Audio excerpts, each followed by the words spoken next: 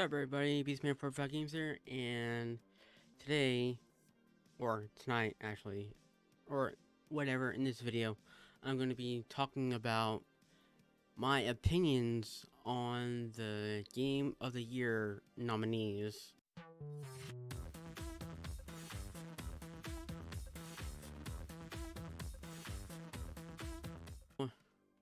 Game of the Year, we got Plague Tale Requiem, Elden Ring, God of War Ragnarok, Horizon Forbidden West, and Stray, alongside Xenoblade Chronicles 3. And as you can tell, I voted for A Plague Tale Requiem, and the reason why is because I played and beaten the first one. I think it was like a year or two ago, Plague Tale Innocence, and I thought it was like a really a great game, like story based, and I like the stealth gameplay too, like the whole running and hiding and whatever. I like the gameplay. I like the story. I like how you have to like you're this woman, and I think it's from like some type of orphanage or something, and you have to protect this little boy, which is I think her little brother, named Hugo. And I don't want to spoil the ending, but I think the ending is like really awesome, especially the fight at the end. I think that's really awesome, and I just think that like all the other games, like the Elden Ring, the God of War Ragnarok, Horizon Forbidden West, uh, Stray, and well, actually not Stray. I'll get into that in a moment with the indie stuff. But out of those, like all of these and stuff, I mean, my next one probably would have been Elden Ring, or maybe damn it, buddy. Xenoblade Chronicles 3, which I haven't played. I've only played Xenoblade Chronicles Definitive Edition and Torn of the Golden Country. But I feel like this is like the most different you can get from out of your formulaic games that you get like almost every year. Like you got your typical open world, your sequel that's very similar to the other game, and you got a sequel very similar to the other game, to the previous game. And then you got like an indie game, which is really creative, which is a creative idea. I think that was for creative or art direction or something like that. Wait, no, game direction, I think. I don't know. We'll get into it. But Xenoblade Chronicles 3, that would have been my third option. Because I heard like the story has like a lot of ups and downs and stuff. Which is really good for Nintendo to have like an actual Game of the Year contender, which I think they did with Breath of the Wild, I think, and I think it won or something like that. Anyway, so yeah, I think Plague Tale Requiem is should be like top tier Game of the Year, and I have a feeling it might win. If not, then it's going to be Elden Ring or God of War Ragnarok, which I haven't played yet. I played the 2018 one, and I played Elden Ring and had some fun with my cousin, Soapy Games, and yeah. Is Best Game Direction. Award for Outstanding Creative Vision and Innovation in Game Direction and Design. Now, over here, I chose Stray.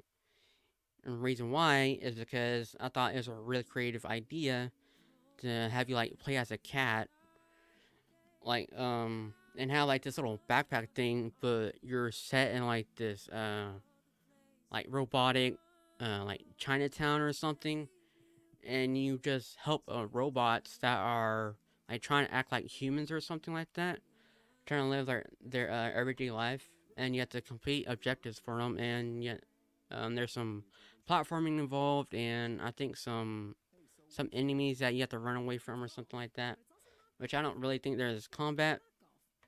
I've just seen gameplay and one of my friends stream it, and I think it's like one of the most creative games that you can do or create. Now, Immortality, I've seen some of it. I know it's like some type of full motion video type of game, and I think it's like some type of murder mystery. I'm not sure about that yet. I know it's on Game Pass, so I might have to check it out. Its best narrative. Now, like I said again, Plague Tale Requiem, I thought it had like a good story, but I haven't played through this one yet. But I'm hoping it picks off or at least off from the first one. So hopefully, it'll win. I don't know why Elden Ring is on here. Um, like I said, you barely have a story. You have to go out and look for it, or you really have to like pay attention to read like every item and every book that you get and stuff like that. God of War Ragnarok. I don't know too much about the story. I just know about like uh some of the trailers or whatever. I'm not really too sure about the story on Ragnarok. I know about the first one, like on a journey to send your mother's ashes up to like a mountain and stuff. That's about it. I don't know about too much of the story on Ragnarok. I just know Thor and Odin. Thor and Odin is in the game. That's about it. Horizon Forbidden West. Nah, the story is kind of ass. I don't really want to go through with it. Immortality. I haven't played it either.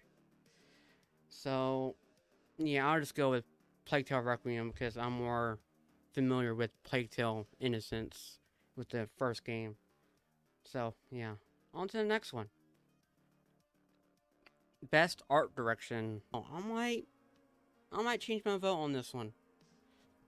While I haven't played Scorn, though, I like the direction that it took. Like having like you're in hell. Wait, no, you're not in hell. It's like a H.R. Geiger, like from the James Cameron Alien movies, like with Ripley and stuff. Kind of like a horror vibe, and you have to try and get out of this spaceship stuff. Kind of like that movie Prometheus. Uh, you know what? I might have to change my vote on that. Here, let's do Scorn. Okay, there we go. Don't worry, I do have Elden Ring voted somewhere. Alright? Don't get your panties or underwear in a bunch, okay? Scoring music. Now, these are all ambiance and stuff. Elden Ring does have a good soundtrack, though. Always like the From Software music. I don't think I paid attention to too much of Plague Tale. I just know that it's about like it's very somber and really laid back. Just whole softcore monotone type of natural vibe. Because it's based on like the bubonic plague and stuff like that. But Metal Hellsinger, fuck yes. Because you actually play with the music. That's the whole game. Yeah, right there. Metal Hellsinger. Right there. That's my baby right there. I enjoyed playing that game. Just too bad that I had to play it on the cloud. But yeah, really enjoyed the music of that. It had music from Trivium, uh,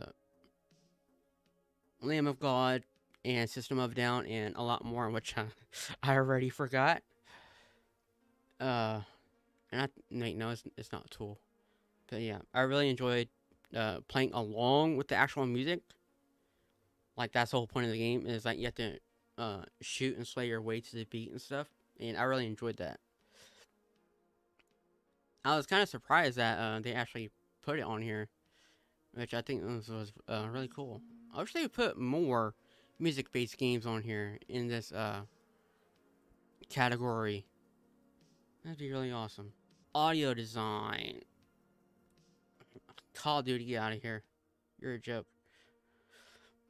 Um, Elden Ring, yes, because I love everything about like with the audio. Anything to do with audio, I'm gonna choose like Elden Ring, except for the previous one, Metal Hellsinger, because that was a exception because you actually play along with the music.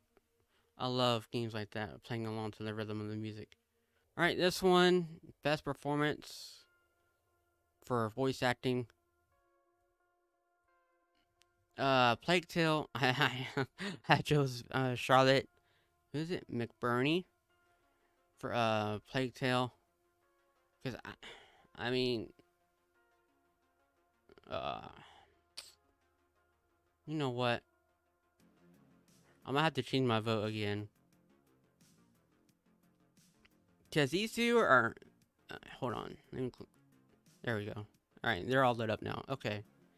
These two, Christopher Judge and Charlotte McBurney, they're about like in the same situation in their games. They're both taking care of someone in like a rough situation. Because like in Plague Tale, you're this woman, I forgot what her name is, taking care of her brother named Hugo, and of all the struggles and stuff she has to go with on in the bubonic plague with like the rat fested stuff and like towns making people sick and stuff. Then you got Christopher Judge, you know, Kratos, God of War, and I thought his performance is really great, which I do like in the God of War, the new God of War 2018. I think he's really great as Kratos. So, I don't know. Immortality, I'm not sure about that yet.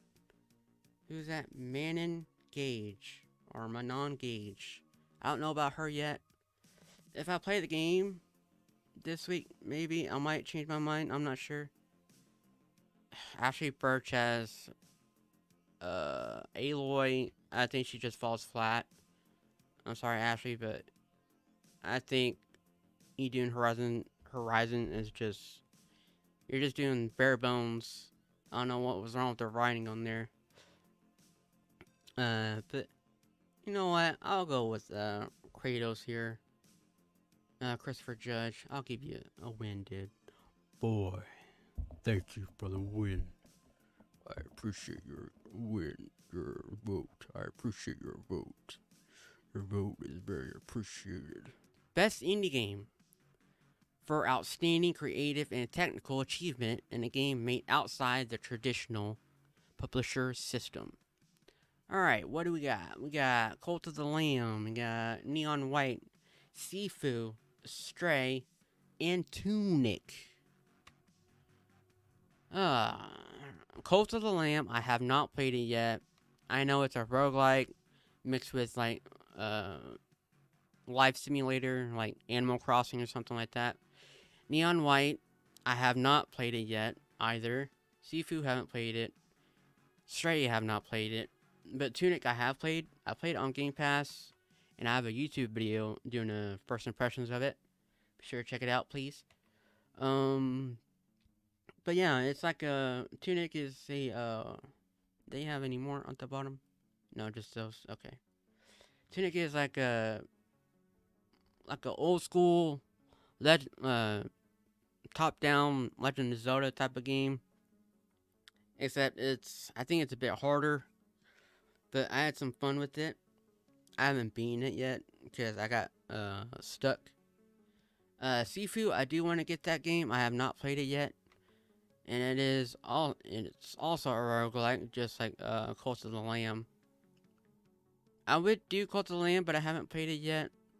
And I'm not into the whole Animal Crossing stuff. Even though I have Animal Crossing, I just got it because all my friends got it. And I haven't played that in a while either. Neon White. I do like the gameplay of this Neon White. It reminded me a little bit of Ghost Runner. Just how it's all like first person and you go to like first person platforming and stuff like that. Except you're using like some type of card system. Though I would like it a little bit more if like it would actually show you using like if like whenever you use a card, like you have like some like a card like that has like a gun, a card that has like a sword, and well, I like the gameplay of it. I just wish, just like in Ghost Runner, like how you can wall run and stuff. I just wish it would like show your hands or something like when you would do an action. That way, it, like be a little bit uh, more movement and have more animation instead of just swiping through a card and it actually does the action, but it's like just all quick. But yeah, I heard the story is alright. It's got some voice acting, alright voice acting. Sifu, another roguelike game. I've heard of it. I heard it's a roguelike. Because, like, every time you die, you get older. And, yeah, it's just a real cool action fighting game. More action game. Even though you are a fighter. You have to go through, like, a series of, I think, different time periods or something. I don't know. I just know it's a roguelike.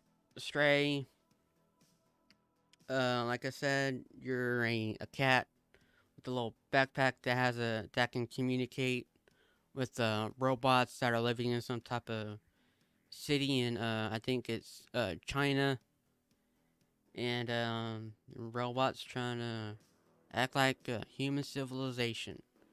And so I just voted for Tunic because I'm more familiar with that stuff.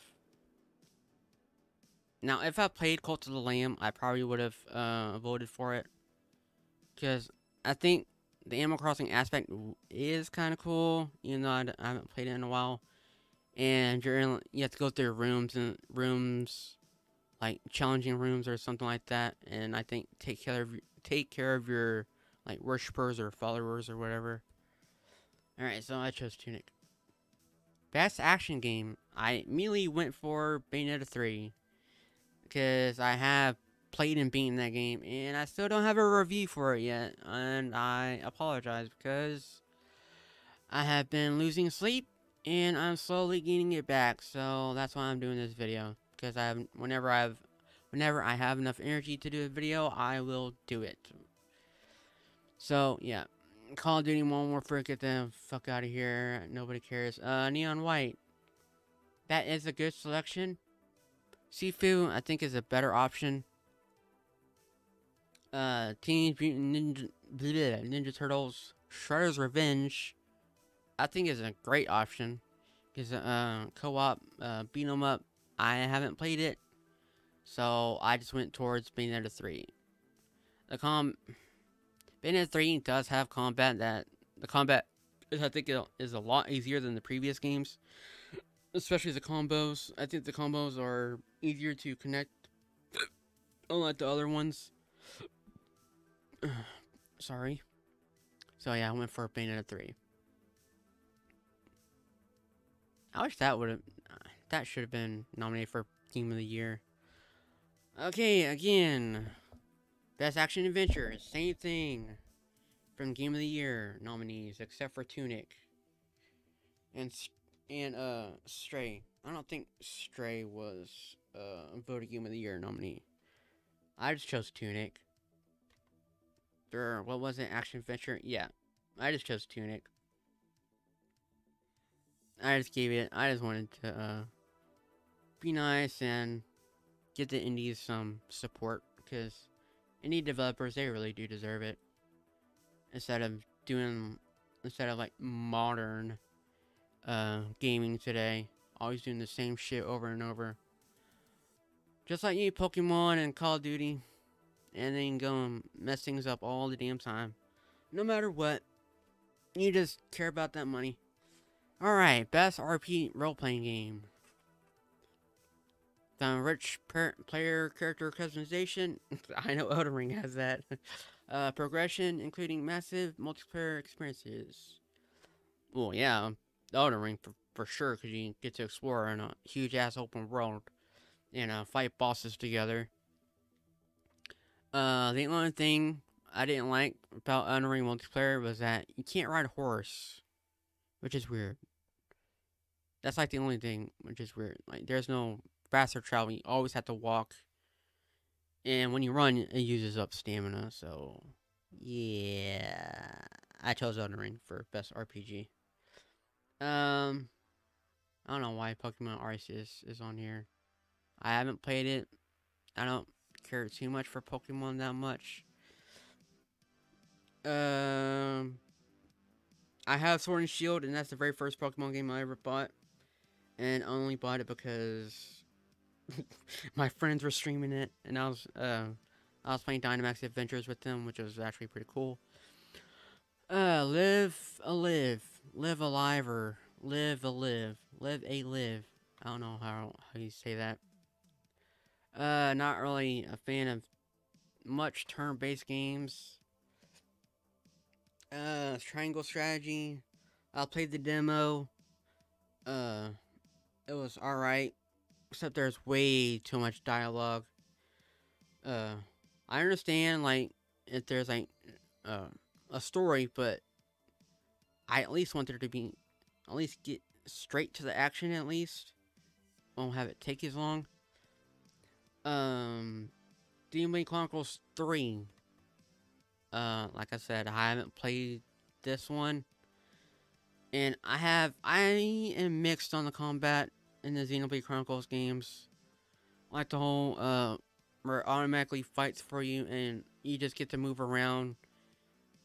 But I did like the, Torn of the Golden Country. I like that one, where the whole chain combo system, and you have to actually press buttons, instead of just like just sit there, just like Wood was when he reviewed Xenoblade Chronicles 2.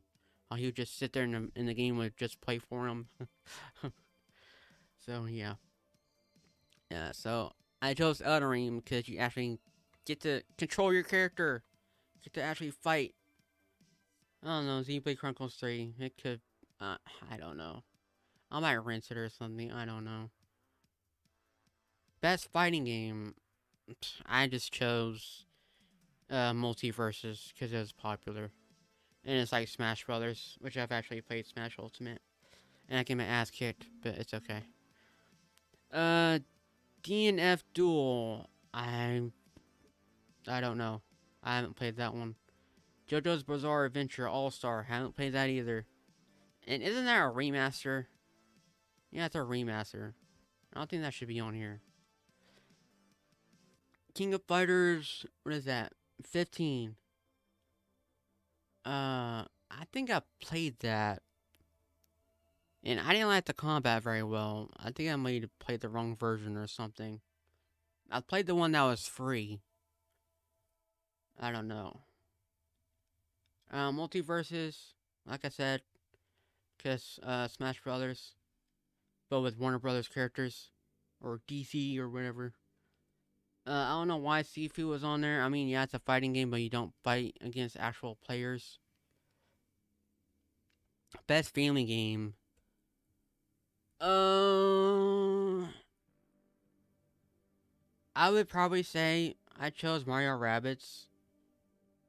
But then again, I thought about choosing Splatoon 3 or Kirby and the Forgotten Land. You know what? I think I might have to go with Star Wars. Because, like, going through Star Wars, like, playing with friends and stuff, how the whole co-op thing system works. And I don't think Kirby is, co-op or anything. I know Mario Rabbids Sparks of Hope, I know that doesn't have multiplayer. The first one does, but this one doesn't. I really enjoyed, Kingdom Battle. Nintendo Switch Sports, that is not highly praised. And, I'm not into that. Splatoon 3, I enjoyed the demo, some of it, but it's just like Splatoon 2. So yeah. And I think you would get a better experience, like fighting droids and aliens or whatever, and building stuff in like the Star Wars universe instead of actually beat probably fighting each other in Splatoon 3. I mean, some people like that. I mean, me and my mom did. I played Mortal Kombat with her on the Super Nintendo, and she would always choose Scorpion. I would always choose Sub-Zero. So, but we had fun.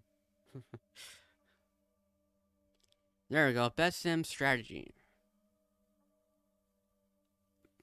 Like I haven't played any of these except Mario Rabbids Sparks of Hope. I haven't played it, but I played the first one, Kingdom Battle, so I know what I'm getting into. And I think this one outbeats them all because I like the whole XCOM style combat, and I like how they changed, like instead of a grid system, you're just free flowing in like a circle or whatever. So there's more movement options. 2 Point Campus, that's just like some type of simulator thing. I'm not into those. Total Warhammer 3, I'm not into the whole real-time strategy stuff. And I'm guessing that's what the rest of these are, real-time strategy games. And this one is like some type of campus simulator. So, yeah. Not into RTS. Sports and racing, I could care less because all of these except for maybe Formula 1, I don't know. They're all the same, and all they care about is money. And that's the first time I've seen like women NBA on a NBA 2K cover. Ollie World, I chose this one because it's an indie game, and because I like skateboarding and I like how they completely changed from the original Ollie games to like it's like a pixelated art 2D game, like completely 2D side scrolling, and you know, like do tricks and shit, and it'd be like really tough. So I like how they went for like a 2.5D retrospective in Ollie World, and so I'll have to probably check that game out.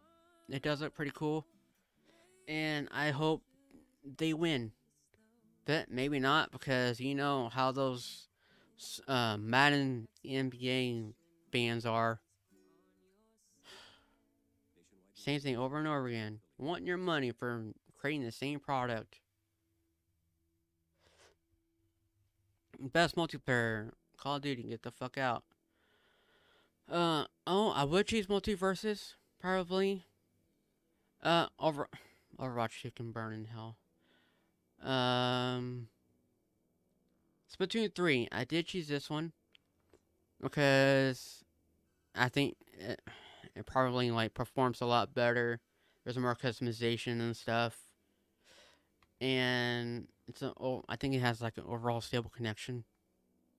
Shredder's Revenge. I've not played the co-op or anything on that, so I just chose Splatoon 3 because I've played the Splatoon 2 a lot more than I did in Overwatch. So that's about it. Next one. Best indie game. Tunic. I chose Tunic. You all already know why. I looked up Norco. It's like a text-based point-and-click game. I'm not interested in those. Except for Phoenix, right? That's about it. Vampire Survivors, have not played it. I heard some good things, but it's I think there's only one control. You can only move and whatever. So I don't know. I might try it out. I, I just don't want. I just don't want to play it. Most anticipated game. Uh, Final Fantasy 16. I'm kind of interested in it. I like how it's real time action combat.